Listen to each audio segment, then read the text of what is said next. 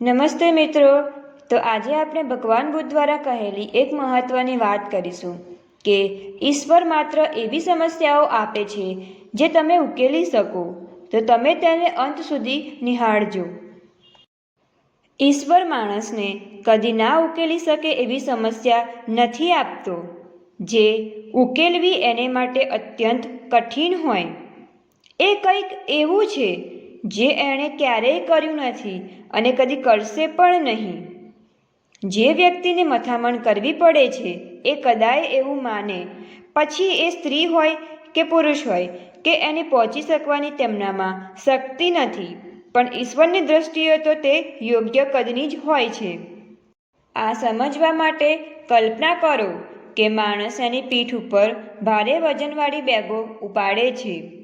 એ ભારે વજન ઉપાડવાની શક્તિ કદાચ ધરાવતો હોય, પણ તે ટાળતો હોય અને માત્ર હળવું વજન ઉપાડે છે.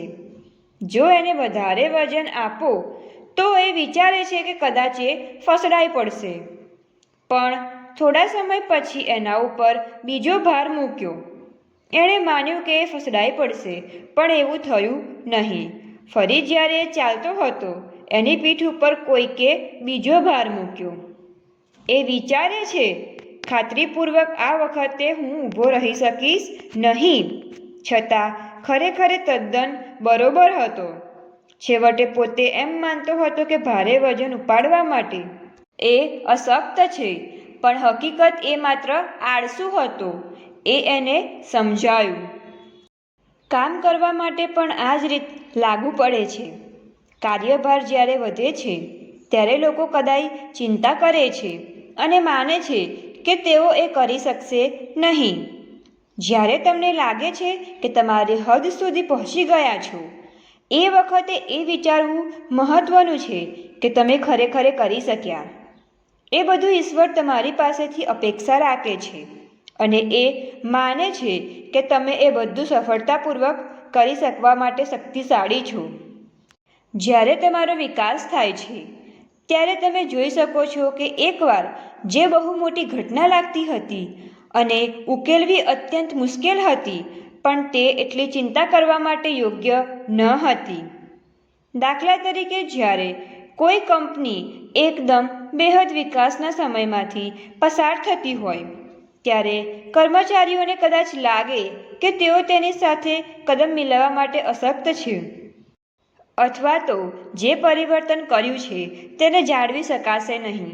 તેમ છતાં જ્યારે તેઓ વધેલા કાર્યભાર સાથે મથામણ કરે છે, ત્યારે તેઓ શોધે છે કે અત્યાર સુધી તેઓ યોગ્ય પ્રયત્ન કરતા જ ન હતા અને કારણ વિના ભયગ્રસ્ત થયા. ઘણીવાર લોકો માને છે કે તેઓ દુસ્તર કે અજય પ્રશ્નોનો સામનો કરી રહ્યા છે.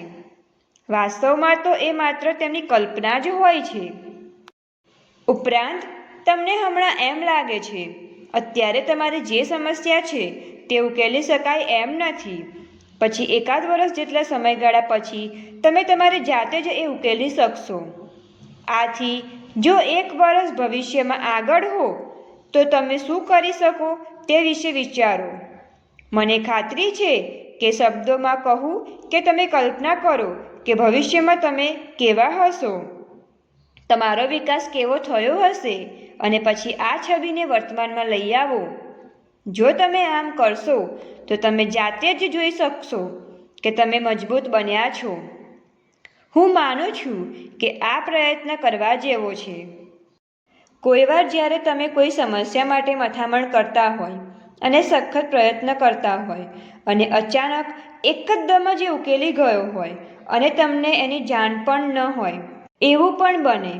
પહેલાં તમે એમ વિચારો કે એ એટલો અઘરો છે કે મારાથી નહીં ઉકેલાય, પણ વહેલા કે મોડા આવી સમસ્યાઓ તમને સહેલાઈથી ઉકેલી શકાશે.